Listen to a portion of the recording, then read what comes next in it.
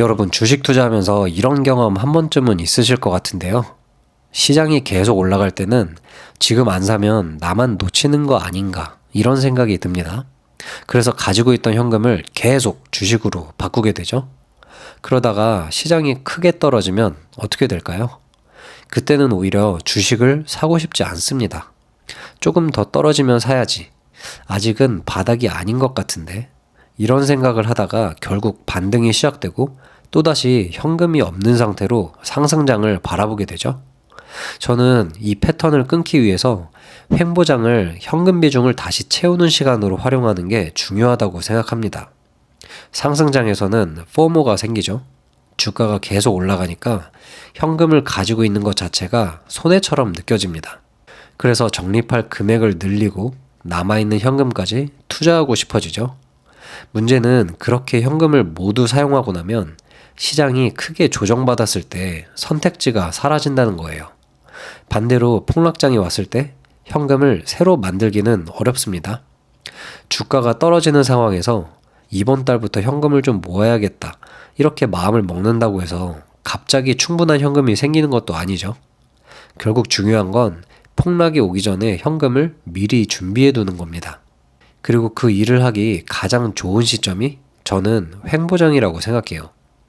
횡보장에서는 시장이 크게 오르지도 않고 크게 무너지지도 않습니다. 포모도 상대적으로 적고 공포도 상대적으로 적죠. 그래서 이때부터 본업에서 들어오는 소득이나 여유 자금의 일부를 주식 매수에 전부 사용하지 않고 현금으로 다시 쌓아갈 수 있어요. 이게 생각보다 중요한데요. 현금은 단순히 투자하지 않고 놀고 있는 돈이 아닙니다.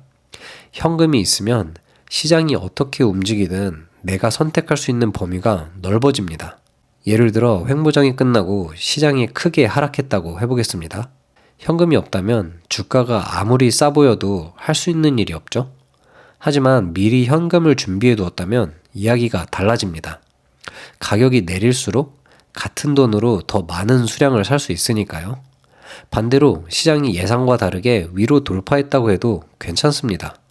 이미 보유하고 있는 수량은 상승의 혜택을 받고 있고 남겨둔 현금은 다음 기회를 기다리고 있습니다. 그러니까 현금이 있다고 해서 상승장을 놓치는 게 아니에요. 오히려 주식과 현금을 함께 가지고 있으면 시장이 어느 방향에도 대응할 수 있습니다. 그래서 저는 현금 비중을 수익률을 깎아먹는 돈이라고 생각하지 않습니다.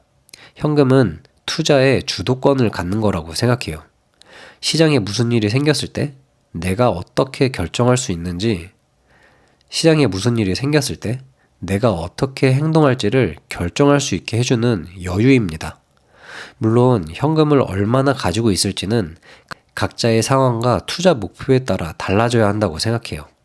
중요한 건 정확히 몇 퍼센트를 가지고 있느냐 그게 아니라 시장이 흔들렸을 때 아무것도 할 수 없는 상태가 되지 않는 것입니다. 지금처럼 시장이 지루하게 움직이는 시기에는 매일 새로운 결정을 내리려고 하지 않아도 됩니다. 정기 적립은 그대로 이어가면서 일부 여유 자금을 현금으로 쌓아두는 거죠. 그것만으로도 다음 시장에 대한 준비가 됩니다. 상승장에서는 주식이 우리를 대신해서 돈을 벌어주고 하락장에서는 현금이 우리에게 기회를 줍니다. 그리고 횡보장은 이 두 가지를 동시에 준비할 수 있는 시간이고요. 그래서 저는 횡보장이 길어진다고 해서 꼭 나쁜 것만은 아니라고 생각합니다. 수량을 모으면서 동시에 현금을 다시 채울 수도 있기 때문이에요. 다음에 시장이 어느 방향으로 움직일지는 아무도 모릅니다. 하지만 한 가지는 우리가 준비할 수 있어요. 상승장이 와도 따라가지 않고 하락장이 와도 무너지지 않도록 미리 내 계좌의 구조를 만들어 놓는 거예요. 폭락이 왔을 때 현금을 만들려고 하지 마세요. 시장이 조용할 때 미리 준비하세요. 지금의 지루함을 그냥 흘려보내지 마시고 다음 기회를 위한 현금을 채우는 시간으로 활용해 보시길 바랍니다. 시장을 예측할 수는 없어도 어떤 시장이 오더라도 대응할 준비는 할 수 있으니까요.